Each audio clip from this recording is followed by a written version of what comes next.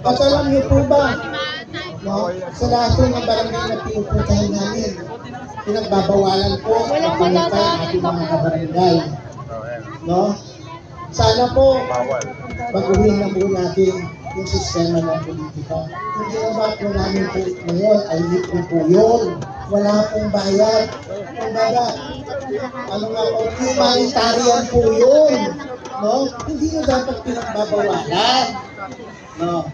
At sa nakikita ko po, sa dami po natin ngayong hapon, dito po sa Barangay Poblacion Sur, nais na po ninyo ng pagbabago.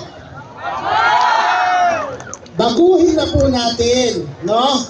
Siyempre, dito na po tayo sa grupo. Ang grupo po nito ang magbibigay ng tunay na serbisyo at hindi po negosyo. Ay, tama, sabi nga. Alam ko po, hindi po kayo nakikita po ninyo yung mga nangyayari sa ating bayan. Kaya nais po natin na baguhin na. Kung nais yung baguhin yun, tulungan at suportahan po natin si Mayor Kat, Vice Mayor Jake, at buong lineup ng Team NPC.